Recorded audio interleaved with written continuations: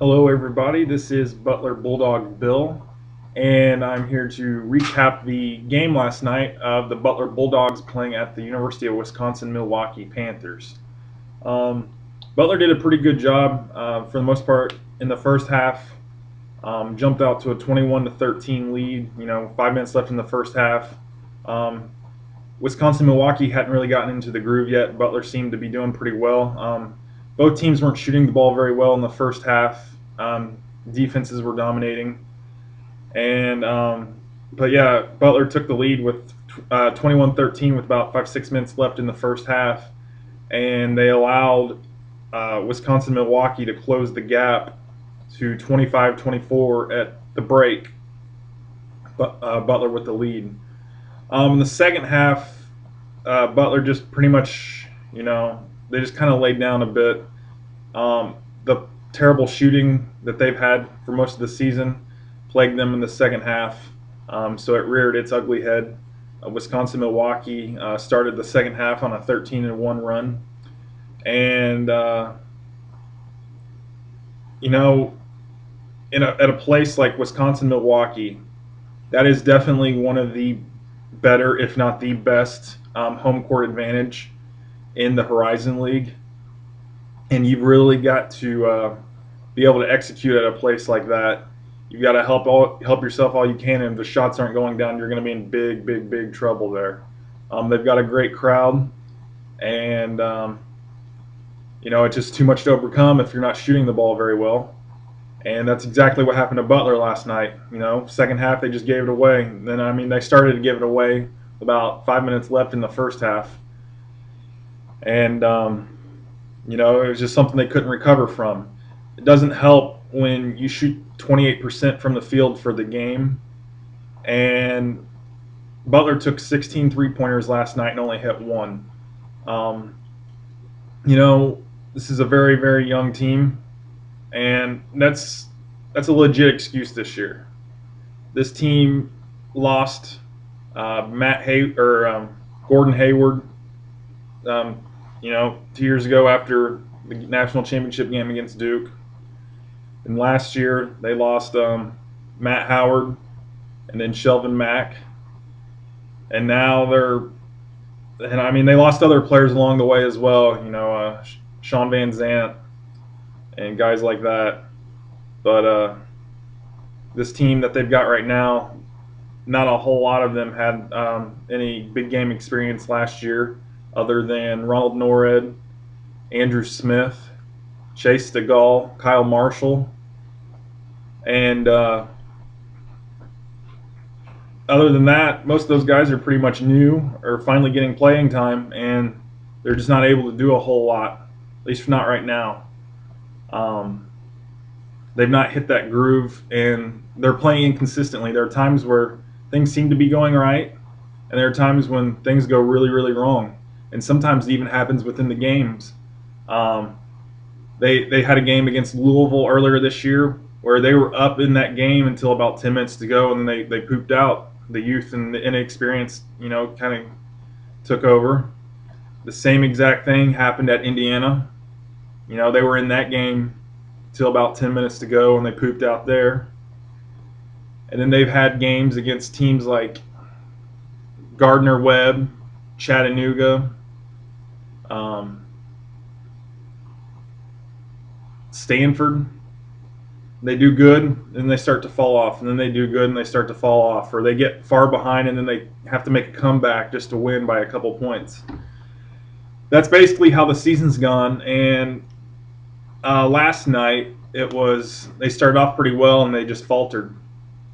They played 15 really good minutes. Well, 15 decent minutes. I wouldn't call it really good. Then after that, they just couldn't do anything. And, Andrew Smith had 11 points for the Bulldogs. Ronald Norred had 9 points and 9 rebounds. Pretty crazy that he led the team in rebounds despite being the point guard. But, a lot of people have, even about a month or two ago, they've already started writing Butler off. Not going to make the NCAA tournament. And I can't really blame them, because there hasn't been anything that they've shown so far that would dissuade that opinion. But you've got to remember, very young team, and sometimes young teams don't hit their stride until they hit it at different points in the season. Some hit it a few games in, some hit it halfway through, and some hit it towards the end of the season. Well, and you've got to remember, Butler has a terrific coach in Brad Stevens. Taking a little school like Butler to the national championship back to back is just an amazing feat. I don't think we've ever seen anything like that in college basketball. We may never see that again. But we've got a month left in this season, and the team still hasn't quite hit that stride yet. Maybe they won't. And if they don't, that's okay, because we've got next year to look forward to, and we've had 2 great years the past 2 years. But there's still that possibility, and I'm holding out for that. I'm not giving up hope yet. Yeah, we're 12-10, and there's still a month left in the season, though. And if you still, after those games, if we still haven't hit our stride just yet, there's always the conference tournament, and that's the last resort. You don't want to have to get to that point, but sometimes, being in a smaller conference or a mid-major conference like Butler is, that's what you've got to do. And we're only a game and a half out of the conference lead. Cleveland State has the conference lead at 7-2. We're at 6-4. Youngstown State's a half game ahead of us. Valparaiso is a game ahead of us. Wisconsin-Milwaukee is a game ahead of us. Then you got Cleveland State a game and a half ahead. But as long as we are able to, if we can hit our stride during the conference tournament, we're gonna be okay. We have to win it. And Butler last year didn't hit their stride in the conference season until about this point, maybe another week. I think it would be, the beginning of February is when they hit their stride, and they tied Wisconsin-Milwaukee and Cleveland State for the conference championship regular season. Then they got in the conference tournament and went all the way to secure their berth in the NCAA tournament. But Butler may have to do that again this year. If they can't, close out the regular season that way, they're just going to have to bring it in the conference tournament. And you don't really want to get to that point, because it gets to the point where you're starting to play on other people's home floors, and Butler hasn't done a terrific job of doing that this year.